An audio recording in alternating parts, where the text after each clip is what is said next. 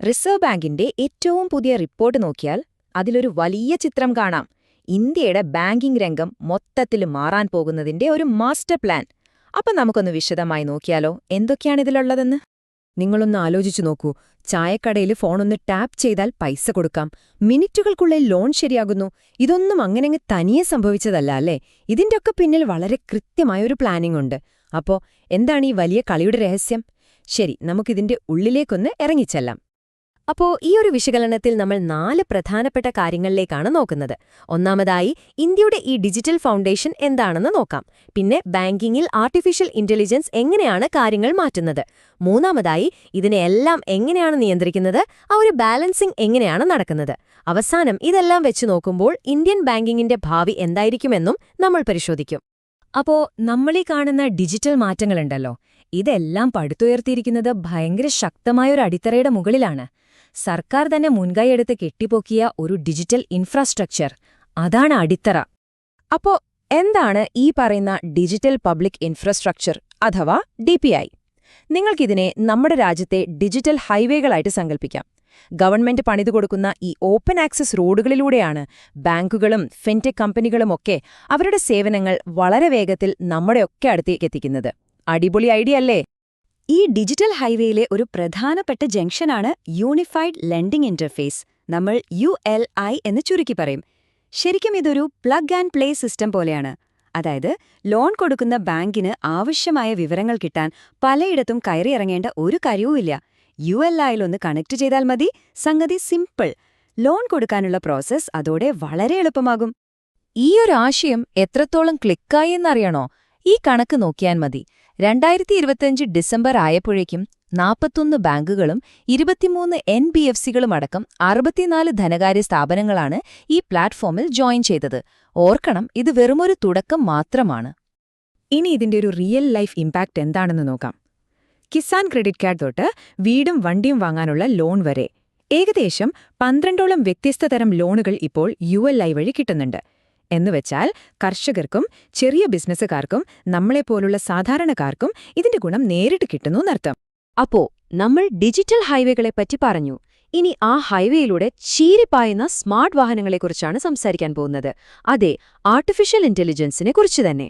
ഒറ്റവാക്കിൽ പറഞ്ഞാൽ AI ബാങ്കിങ്ങിനെ കൂടുതൽ സ്മാർട്ടാക്കുന്നു. സാമ്പത്തിക തട്ടിപ്പുകൾ അത് നടക്കുന്നതിന് മുൻപേ കണ്ടുപിടിക്കാനും നിങ്ങളുടെ ലോൺ അപേക്ഷകൾ വളരെ വേഗത്തിൽ പ്രോസസ് ചെയ്യാനും എന്തിനേറെ ഓരോരുത്തർക്കും വേണ്ട സേവനങ്ങൾ എന്താണെന്ന് മനസ്സിലാക്കി അത് നൽകാനും AI ബാങ്കുകളെ സഹായിക്കുന്നുണ്ട്.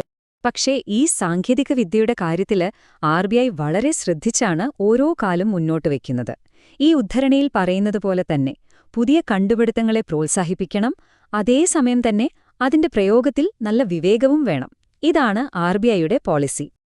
ഈയൊരു വിവേകപൂർണമായ സമീപനത്തിന്റെ ഭാഗമായിട്ടാണ് RBI ഫ്രീ AI എന്നൊരു ഫ്രെയിംവർക്ക് കൊണ്ടുവന്നത്.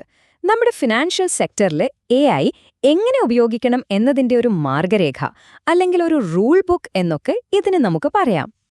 ഈ റൂൾ ബുക്കിന് 7 അടിസ്ഥാന തത്വങ്ങളുണ്ട്. സപ്തസൂത്രങ്ങൾ എന്നു പറയാം. വിശ്വാസം, ജനങ്ങൾക്ക് മുൻഗണന, ഉത്തരവാദിത്വം, സുരക്ഷ, അങ്ങനെ പോകുന്നു ആ ലിസ്റ്റ്. ചുരുക്കി പറഞ്ഞാൽ ടെക്നോളജിയുടെ വളർച്ച മനുഷ്യന് ഗുണകരമായ ശരിയായ ദിശയിലാണെന്ന് ഉറപ്പാക്കുകയാണ് ഇതിന്റെ ലക്ഷ്യം. തീർച്ചയായും AI അങ്ങനെയങ്ങ് എളുപ്പത്തിൽ നടപ്പിലാക്കാൻ പറ്റുന്ന ഒന്നല്ല. അതിന് അതിൻ്റേതായ വെല്ലുവിളികളുണ്ട്. RBI തന്നെ നടത്തിയ സർവേകളിൽ പറയുന്നത് പ്രധാന തടസ്സങ്ങൾ 3 1. ഇത് നടപ്പിലാക്കാനുള്ള വലിയ ചെലവ്. 2. ഇത് കൈകാര്യം ചെയ്യാനറിയാവുന്ന ആളുകളുടെ കുറവ്. പിന്നെ ആവശ്യത്തിന് നല്ല ഡാറ്റ കിട്ടാനില്ലാത്തതും ഒരു പ്രശ്നമാണ്. അപ്പോ നമ്മുടെ കയ്യിൽ ഡിജിറ്റൽ ഹൈവേകളായി, അതിലൂടെ ഓടിക്കാൻ സ്മാർട്ട് വാഹനങ്ങളുമായി ഇനി എന്താ വേണ്ടത്? കൃത്യമായ ട്രാഫിക് നിയമങ്ങൾ, അല്ലേ?